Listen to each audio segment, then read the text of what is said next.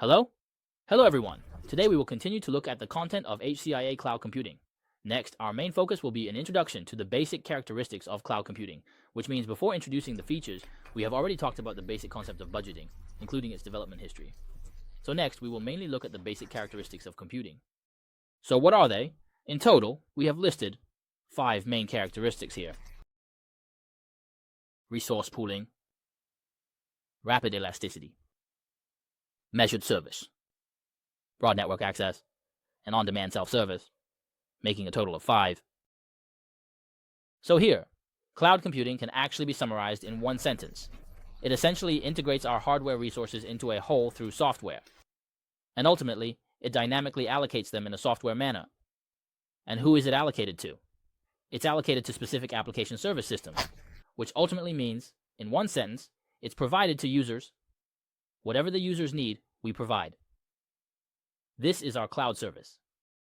The content that can be provided is actually quite extensive. Up to now, it's essentially everything you can use in a physical environment. In cloud services, all of this can be provided. Indeed, it can all be provided. To give a more common example, what are some of the more common cloud services available today? Well, first of all, there's the cloud server. The name might vary among different providers. Some call it ECS, some call it EC2, some call it Elastic Cloud Server, and so on. There are many names, but they all essentially serve the same function, which is to simulate a real server. How does it compare to a real server? Basically, there isn't much difference. The main difference is that you can't see it, meaning we can't see it. Why can't we see it? Because all cloud servers are virtual machines. As we mentioned earlier, virtualization is the underlying technology, and all our cloud servers are actually virtual machines. So using elastic servers is essentially just a form of virtual machines. Well, it's just that this virtual machine, what does it have? It generally has a public IP. We can have a public IP that can be fixed, or an elastic public IP, depending on your specific needs, including your budget. If you have a high budget, you can purchase a cloud server with a fixed IP. If the budget is insufficient, you can use an elastic IP. An elastic IP means that it might change. The IP might change. However, a public IP is always available. It's always there, and this is the first, more common option. The second one is storage related. Regarding storage, we briefly introduced some aspects earlier. Storage mainly includes file storage, block storage, and object storage. These are storage contents that we already use in physical servers. And of course, they are also available in cloud services, with corresponding products. There are corresponding products for each. Of course, different platforms have different terminologies. We won't go into much detail here, but we will cover it later. When we specifically discuss the cloud services course, we will directly explain some of our cloud services content to everyone. After discussing storage, what else is there? There are some specific services, generally basic ones, which are our regular cloud servers and our cloud storage. Besides these two, another very important aspect is load balancing. Load balancing is crucial whether in a physical environment or a cloud environment. Because if you only have one server, it doesn't really matter. If you have 2 or more than 10 servers all doing the same task, for example, if we are a website and we assume there are 10 servers all providing services externally, the content must be the same. So how do we ensure that users access the same content? The method is actually quite simple, which is through load balancing. By using load balancing, we can ensure that all servers are placed in the same group, and we can perform some polling or enhanced polling. This is our load balancing service. Apart from these 3 basic types, the rest are our specific software services, such as the commonly used databases. The database is considered a crucial part of all our services because it stores data, all kinds of important data. Therefore, databases generally have a separate service. However, there are many different types of databases. Here, you should choose based on your needs. Besides databases, what else is there? There are also things like what we introduced earlier. Containers, including some cloud-native platforms. These actually, how does it work? It's quite similar to a regular cloud server. However, the underlying environment is definitely different. For instance, with cloud virtualization, it simulates a physical server, whereas our cloud container simulates something else. It's a container. For example, different types of containers like Docker, Containerd, and so on. These are actually some of the common services we offer. You can purchase whatever you need yourself. And how should I put it? Most of these services are commonly used services. Here, they are still divided into commonly used and less commonly used services. Generally, the commonly used services are vendors will prepare a lot, a lot of ready-made options that you can purchase with just a click. In a few seconds, you can use it directly, just in a few seconds. Of course, if you encounter some less commonly used services, it might take a little time for them to start up and install, including your deployment.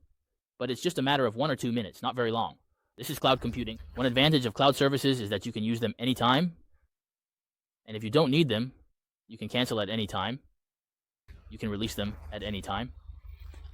It's a self-service, on-demand model where you buy what you need without needing to interact with a person. This completely eliminates the need for pre-sales support. You just click, and once you finish clicking, the purchase is complete.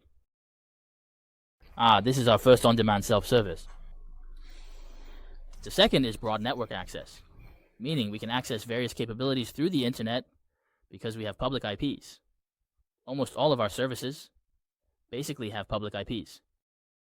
Of course, some internal network services may not necessarily have it. For example, databases don't actually need a public IP. But for others that require external connections, they basically all have IPs, public IPs, making our connections very convenient.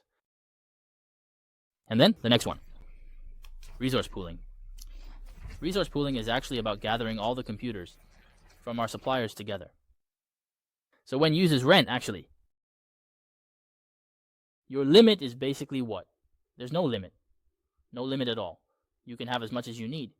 As much as you need. Moreover, when you use it, there's another feature. You don't even know where your server is. Generally, they might provide you with the approximate location of your server, like which city it's in, but the exact data center or the specific location within the data center is completely unknown. This is because all resources have been pooled together.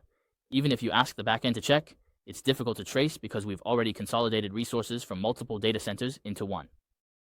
This is a fundamental characteristic of our resource pooling. The advantage of this centralization is that your deployment is virtually seamless, allowing for on-demand scaling. Resources like CPU, memory, network, and bandwidth can be adjusted very freely, offering a high degree of flexibility. And then, the fourth characteristic is our rapid elasticity. As we mentioned earlier, this is an extremely important aspect. The greatest advantage of this over physical servers is the ability to scale physical servers. If you buy a server and install it on site, right? Even at the fastest, it takes a few weeks, right? From placing the order, to shipping, to installation, to deployment, and the installation of various components, including some power and network settings, right? It basically takes a few weeks. Saying a few weeks is actually considered fast. For many companies where efficiency is not very high, it could actually take several months. So in this case, what Mr. Tan is doing is leveraging the biggest advantage of cloud computing, which is that we don't have an upper limit. You can scale up as much as you want. If the resource utilization rate is low, well, then I scale down. If the resource utilization rate is high, then I scale up. You can scale up or down at any time. This not only saves costs, right? But also allows you to handle unexpected traffic surges during peak periods, sudden traffic surges. The last one is our metered service, which essentially pertains to the issue of billing. There are mainly two billing methods. Generally, it's either an annual or monthly package, or it's billed by the hour, meaning you pay for each hour you use. For testing, for example, you can use pay-as-you-go billing. If the testing goes well and you decide to use it long-term, then an annual or monthly package would be more cost-effective. This is our billing issue, a metered billing system, and these are all the features of our overall operation. That's all for today's content. To learn about Huawei certification technology or to obtain the Washington Question Bank, please send me a private message or you can leave a comment below the video for technical exchanges. Alright, that's it for today, everyone.